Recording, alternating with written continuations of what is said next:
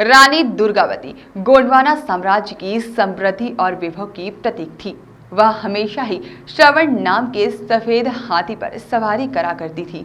मुगल शासक अकबर ने जब उनकी कीर्ति सुनी और रानी से उनके सफेद हाथी की मांग की तो रानी दुर्गावती ने हाथी देने से इनकार कर दिया। अकबर के सेनापति आसिफ खान के नेतृत्व में मुगल सेना ने गोंडवाना साम्राज्य पर अतिक्रमण कर दिया था। रानी दुर्गावती की सेना परंपरागत गोंडवाना कालीन धनुष बाण तीर कमान और भाला का युद्ध में उपयोग करती थी और आसिफ खान की सेना आधुनिक हथियार लेकर पहुंची थी।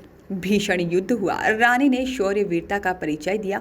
गोंडवाना सैनिकों ने मुगल सेना से डटकर मुकाबला किया और नरई नाला के पास रानी दुर्गावती का हाथी फंस गया और इस दौरान उन पर तीरों की बरसात हो गई। जहां पर रानी को लगा अब वीरगति देने की आवश्यकता है, उन्होंने अपने महावत की बर्छी लेकर अपने प्राणों की आहुति दे दी, लेकिन मुगल सेना के समक्ष आत्मसमर्पण नहीं किया।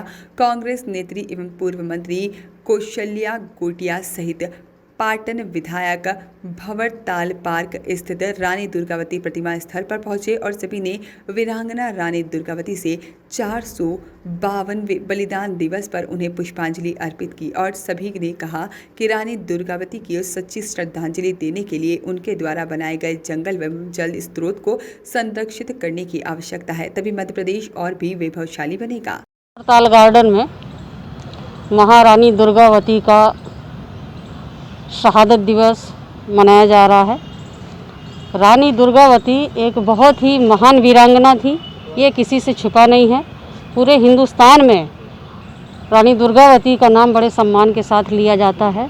जिस तरह से आज से 450 साल पहले रानी दुर्गावती चंदेल परिवार में पैदा हुई और दलपति शाह के साथ गौड़ शासक गौड़ राजा उनके साथ उनका विवाह हुआ, पर दुर्भाग्य से उनको अपने शादी का जो सुख था वो 4 साल ही भोगना पड़ा, क्योंकि 4 साल बाद दलपति शाह जी की मृत्यु होने के बाद उनका उत्तराधिकारी उनके पुत्र को बनना था। चूँकि वो नाबालिग बच्चा था, इसलिए दलपति शाह की तरफ से उन्होंने पूरे राज्य की बागडोर अपने हाथ में ली और 15 साल तक इस पूरे मध्य प्रदेश में, कुछ एक एरिया छूटे होंगे पर पूरे मध्य प्रदेश में उसने कुशल शासन किया।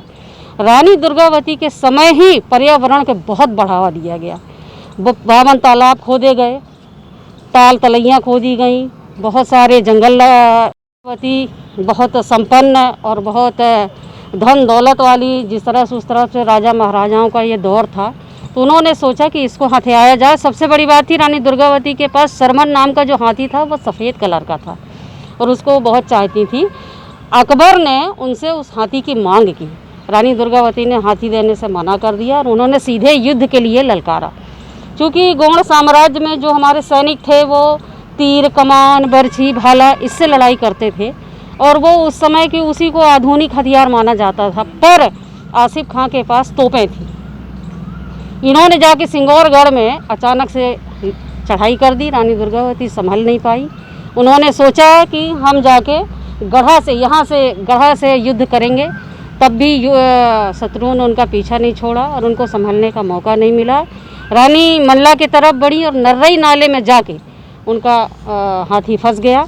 क्योंकि वो हमेशा से वो नाला सूखा रहता था, पर उस दिन अचानक से वहाँ बाढ़ आ गई। और आज कोरोना जैसी महामारी जो हमारे यहाँ फैली है, क्यों फैली है? ऑक्सीजन, हम एक कार्टून आया था पेपर में, एक छोटा सा बच्चा इतना सा ऑक्सीजन का बोतल लेके पीछे कुछ कर रहा है। ये दिन हमें देखने बाकी है। इतनी भयानक बीमारी आज पर्यावरण के नाम पे ये लोग कर रहे हैं। यहाँ डुमना का जंगल दांव पे लगा हुआ है, वहाँ बक्सवाहा का जंगल दांव पे लगा हुआ है। 2.5 लाख पेड़ सरकार कटवाने जा रही है।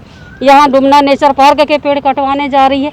भाई, आपको आदमी प्यारे हैं कि आपको हीरा प्यारा है? आपको क्या प्यारा है? जब इस पृथ्वी पे आपके लोग ही नहीं रहेंगे तो ऐसे हीरे को लेके आप क्या करोगे? तो मैं सबसे अपील करती हूँ कि जंगल को कटने ना दें, पेड़ों को कटने ना दें। तो क्या मौका दिया जा रहा है? देखिए, चाहे मध्य प्रदेश में या हिंदुस्तान में, अखिल भारतीय कांग्रेस कमेटी की जिसकी हमारी अंतरिम अध्यक्षा माननीय सोनिया गांधी जी हैं, उपाध्यक्ष राहुल गांधी जी हैं और मध्य प्रदेश के जो अध्यक्ष हैं वो माननीय कमलनाथ जी। हमेशा से संगठनों पे अटकलें लगती रही हैं और समय समय पे जब भी संगठन को लगा है कि बदलना है तो बदलाव भी हुए हैं।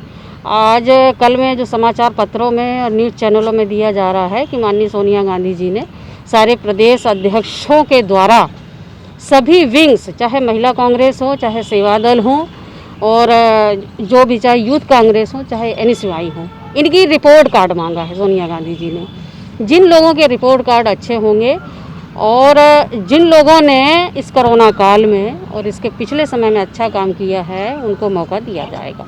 सबसे बड़ी बात ये सोनिया जी, राहुल जी की ये मांग है और उनका ये कहना है कि अब यूथ। वॉइस ऑफ राइट्स के लिए जबलपुर से आशीष पात्रे की रिपोर्ट।